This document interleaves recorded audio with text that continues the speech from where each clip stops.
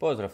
Evo, obećao sam da ću snimiti dakle, video koji će obuhvaćati upotpunjavanje kontejnera. Dakle, radi se o Dreamweaveru i dizajniranju web stranice. Naime, već godinu dana od svojeg posljednjeg tutoriala o Dreamweaveru ne radim više dakle, u tom programu, zato jer, s obzirom da nisam stručna osoba koja se tim bavi, već sam amater, ajmo tako nazvati to, radim u content management sistemu koji se za mene pokazao vrlo dobrim rješenjem za sve potrebe web dizajna.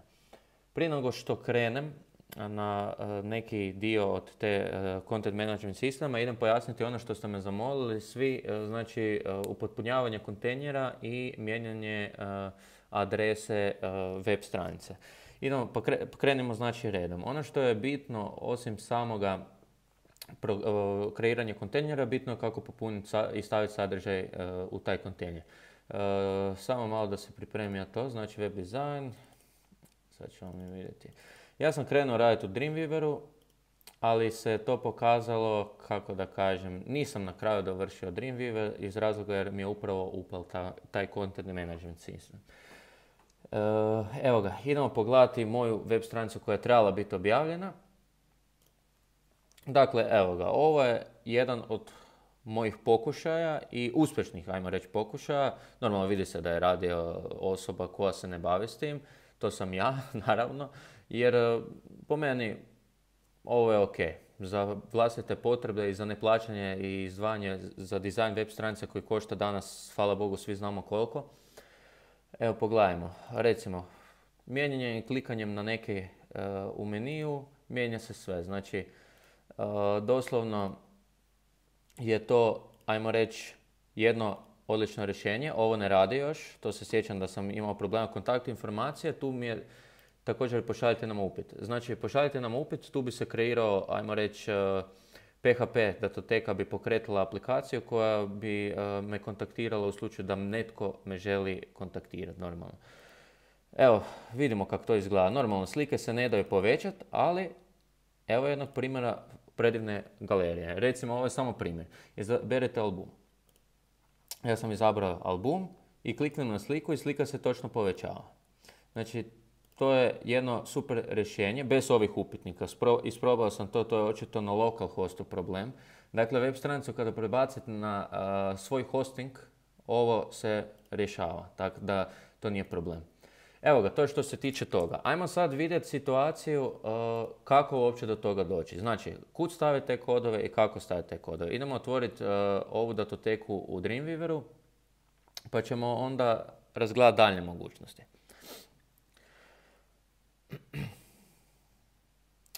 Evo ga.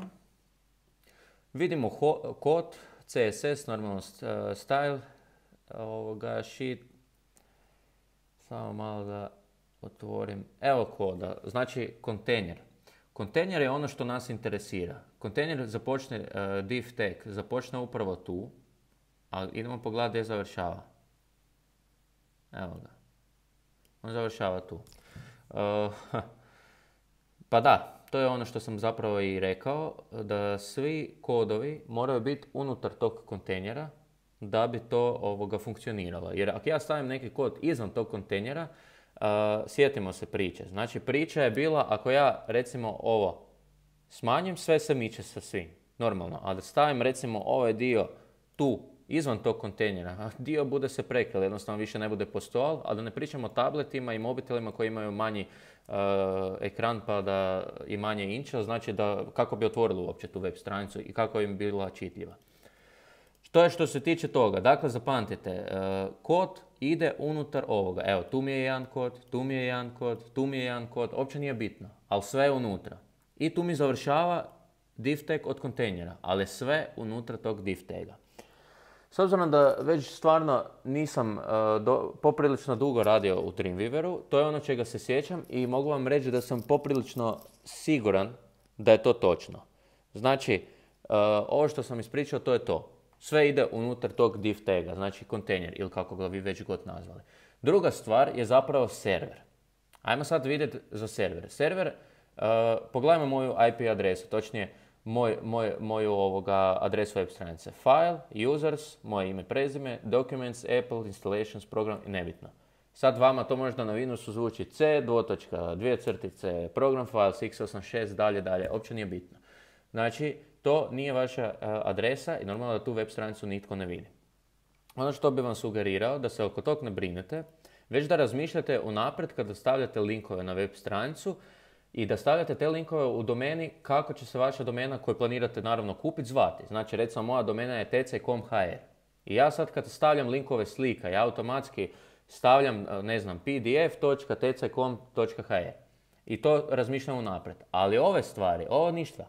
To jednostavno je on generirao sam. I kada web stranicu odlučite staviti na vaš hosting paket, to jest na vaš hosting server online, ćete staviti normalno sve datoteke u skupa gore i nakon toga će adresa biti automatski generirana.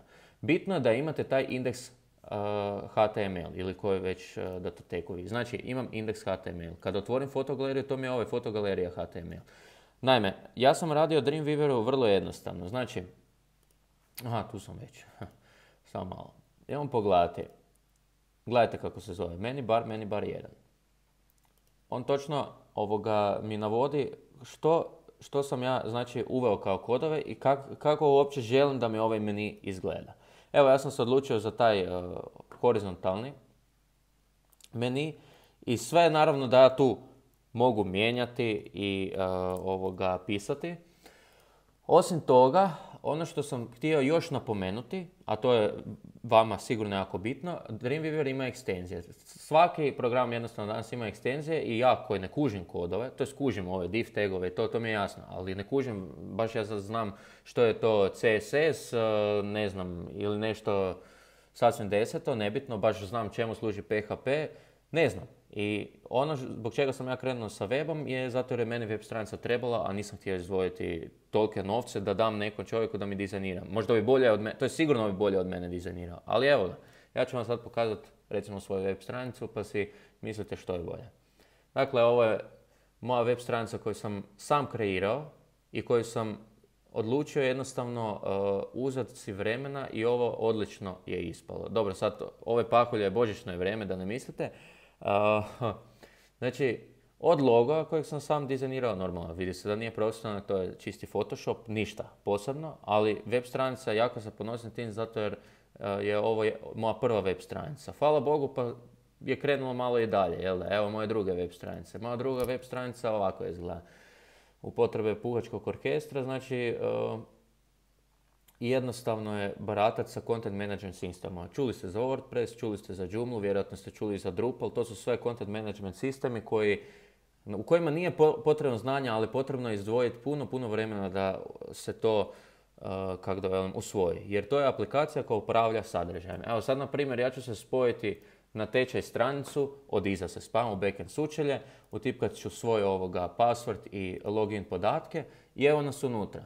I sad pogledajte koliko je to jednostavno baratati. Ja točno vidim, sad tu kod upravljanja korisnika, znači ja točno imam popis korisnika koji su mi na mojem tečaju trenutno, imam također datume zadnjih prijava, imam bilješke korisnika od sadržaja, imam također popis cijelog sadržaja, koga je stavio, kad ga je stavio, koliko pogleda i svega ostalo. Tako da mislim da je ovo rješenje za svakog amaterskog, ajmo reći, normalno trebate poznavati dobro računalo i sve ostalo, ali ovo je rješenje za nekog ko ne zna kodove i kome se ne da s tim zezati, jer ljudi su osposobljeni za to i to je stručna sprema.